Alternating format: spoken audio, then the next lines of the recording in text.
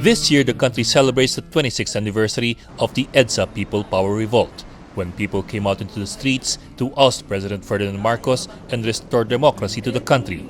But a new version of the People Power story has come out, and it is challenging the more popular version of EDSA. The new version is contained in a video that was posted on YouTube in June last year and runs for 9.5 minutes. The video production is compelling, a cross between Angry Birds for the bold colors and graphics and an action movie for the dramatic score. But it is the message that really draws attention. In the new version, it is Marcos who is the hero. Cory is portrayed as the opposition leader who hid in Cebu. The people who took part in People Power, communists, professional protesters, or unwitting citizens, were merely buzzed in. Marcos is also portrayed as the man who rebuilt the Philippines and drove back the communists. But what is really interesting is the amount of traction the video has gotten from a new generation of Filipinos who appear unsure of what to make of the EDSA experience. In 6 months, the video has gone viral in various social media sites, with the main site getting more than 200,000 hits and several other spin-off sites taking form. The reactions on YouTube have been overwhelming. We showed the video to some who were too young to take part in EDSA, and the feedback was the same. Parang effective siya kasi parang yun nga po yung habang kinukwento po kasi sa akin noon yung nangyari sa EDSA, which is yung pagkakadescribe sa akin is very negative about kay Marcos. Nung napanood ko to, nung mga times pala na yun, parang naisip ko, totoo bang puro positive na lang yung ginawa nito nila Cory? So ano pa talaga yung parang totoo? Kasi parang parang kasi iba-iba yung version, so parang nakakalito. So parang ngayon, mas naliwanagan ako kung ano ba talaga yung totoo after ko mapanood yung video. Yung mga iba, nandiyan kasi diyan ko lang nalaman. Never kong nakita, narinig sa ibang mga documentary or some ibang mga video clips. Siguro naman totoo naman yung lahat ng nakalagay dito, based on facts naman siya, hindi naman siya yung kumbaga gawa-gawa lang. Kung ganun nga talaga siya, dapat mapanood to ng ibang kabataan para hindi naman laging, kumbaga yung magkaroon sila ng bigger perspective sa kung ano nga ba talaga yung nangyari nun sa EDSA People Power 1. Those who did take part in EDSA remember it differently. Ako halimbawa, nung sa nilagay niya sa mga sumali sa EDSA, masama ang loob ko dahil wala ako doon. Hindi niya ako sinali, no? At wala dito yung kabataan. At wala dito yung mga estudyante na naghahanap ng pagbabago. No? Doon sa klasifikasyon niya, hindi naman ako pumapasok doon sa mayaman, sa mahirap, o sa nasa gitna . No? Wala kami doon. Na marami kami. The points actually are not really new. This came out immediately after the assassination of Ninoy during the campaign, during the snap elections, and right after EDSA 1 happened. And all of these arguments were made by Marcos aligned groups. And it's a mixture of truth, lies, omissions, and of course a little bit popular handling. Kasi ang context ng panahon na yan, nakaboykot ang mga komunista. In fact, may problem nga sila politically to identify with EDSA. Sa history yan, maliwanag na may debate yan sa loob. The communists stayed away and admitted that they committed a blunder. In other words, when they say people power, it was really the people. Hindi military power yan, hindi communist power, kundi talagang pamilya nandun, handang magbuhos ng dugo para sa bayan. That was a time when we kept asking, what could we do for the country, not what the country could do for. When I first saw it, I actually had to stop myself from buying into everything that it was saying because it was so. Paul Farol is a blogger and a former television producer. It is not surprising, he says, that the video has captured the imagination of the youth. Because it was so well made, it was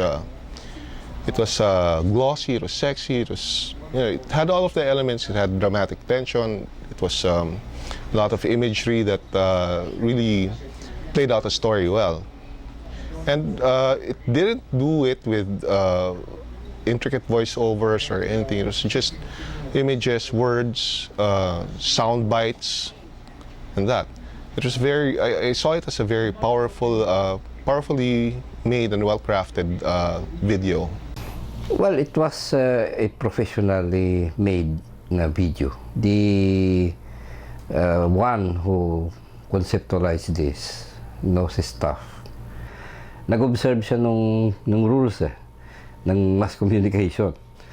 Just a hint. Hindi mabigat ang dating. And it tried to portray itself na balance siya. Ganun yung ano. Pero doon mismo siya mahuli. Kasi halata mo, out of context yung mga kinu-quote niya. Halos lahat out of context. The author of the video calls himself Baron Butchokoy, 35 years old, a conservative Filipino citizen residing in the Philippines. That's as far as he would describe himself in his YouTube account. His Facebook page offers no clues, and for a profile picture, has a photo of Jose Rizal with his face blurred out. For a person who has created such a buzz, no one seems to know who Baron Butchokoy is or what he stands for. Yet his YouTube site is such a hit, with his videos getting 2.1 million views in the last 6 months. And all his other videos run along similar themes, critical of the Aquino and Cojuangco families and economic and political decisions made since 1986. What seems clear is that Butchokoy shares many of his ideas in 2 other websites, antipinoy.com and getrealphilippines.com, where his videos are also shared. Farol says these sites are not necessarily pro-Marcos or anti-Aquino websites. Basically, their thing is really about critical thinking, not really about politics. Although some have started adopting more political lines like economic liberalization, parliamentary form of government, evolving decentralization of the country, which is good. But the others are like Benigno. They're just advocating the stuff that they started with before, which is culture change. They basically look at the flaws in the Filipino character, the Filipino psyche, and they try to highlight these things so that other Filipinos can take a look and say, oh, yeah, that's really wrong, maybe we should change it. What is also clear is that 26 years after People Power was born, a number of Filipinos can no longer identify with it. And a growing number think not much has changed since Marcos was ousted. It is in this sector of the frustrated and alienated where Baron Butchokoy's videos have struck a nerve. It is a perception that is crystallized in this song written by artist Dong Abay way back in 1993, which he says still holds true today, almost 20 years later. Umiiyak ka pa sa harap ng mga sundalo, namigay ka pa ng rosas na nabili mo sa kanto. Kumusta na? Ayos pa ba ang buhay natin? Kaya pa ba? Eh kung hindi, paano na? Ewan mo ba? Bahala na. It should have been a bloody revolution because I think kung bloody revolution yon, it could have become a big change. Pag naging bloody, pag meron tayong namatay na mga asawa, mga anak, mga kapatid, mga pamilya. Kung ibabalik ko lang noon na dapat hindi na nag-EDSA. Kasi nga parang tingin ko wala nga eh, parang sa amang government parang magugulo din sila eh. Merong mga pinanggalingan na yearning, malamang may kasama sila sa beneficiaries ng period na yan. Yung others man, tama ka, frustrations with the present period. Nakita nila the same problems. Lumilitaw ng corruption, etc. Pero sa tingin ko, what ties them together ay yung aspirations may aspirations, pero na-twist ba? Na they go by the results, but not by the process. Madali kasi magsabi na panahon ni Marcos, tama nga, 2 pesos to $1. Nung simula ng term ni Marcos. Nung nagtapos, definitely hindi, ano? Kasi kung titignan mo yung EDSA, parang pagluluto ng puto bumbong, ano? Kailangan mo may apoy sa taas, may apoy sa baba, no? Yung mga, kung sabihin mo mayayaman sila, kung mga oligarchs, no? O yung apoy sa ilalim, yung mga mahihirap, no? Na maaaring nasa sa lungsod, na maaaring na yun. Kasalanan ng henerasyon natin na alagaan ang sulo ng EDSA, eh. No, yung apoy ng EDSA. Napabayaan natin to kasi kala natin natatapos to sa pagpapatalsik kay Marcos na hindi totoo. 'Di ba? Meron pa tayong, sabi nga nila, madaling kunin ang medalya, pero yung pagsusuot ng medalya, ibang usapan to. Ganun din yung tagumpay natin sa EDSA. Hindi natatapos doon sa pagpapatalsik sa isang diktador. May nagkaroon nga kami before ng isang parang cursory analysis ng mga textbook. Yung period ng martial law ay deafening ang silence on the human rights violation ng Marcos dictatorship. Parang ang treatment, parang ordinaryo period ng isang presidential term, na may mga nangyaring ganito, ganyan.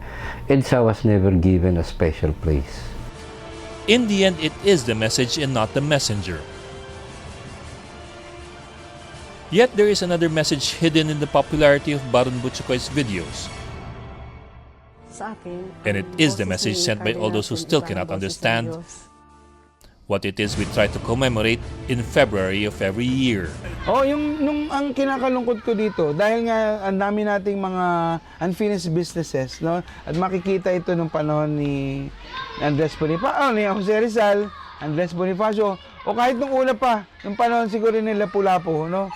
Na hanggang ngayon, hindi natin nadudugtungan, kala natin pag may napatay o pag may napatalsik, hanggang doon na lang. Hindi natin naalagaan yung ating tagumpay. Kaya magugulat tayo, may mga kumukontra sa ating tagumpay at tayo minsan, kagaya nangyari sa kasaysayan natin, nasasalisihan tayo ng mga kontrabida. I don't want my apos apologizing. Gago naman yan lolo mo, nilabanan, hero eh. I mean, talagang, to me, there is enough evidence of the atrocities of the dictator that would not be that easily erased. Nakita kita kahapon, may hila-hilang kariton. Kung ito sa may Robinson, bumangabong maghapon. Sikat ka noon sa TV kasi kasama ka doon sa rally. Pero ngayon nag-iisa naglalakad sa may EDSA. Kumusta na? Ayos na ba ang buhay natin? Kaya pa ba? Eh kung hindi, paano na? Ewan mo ba?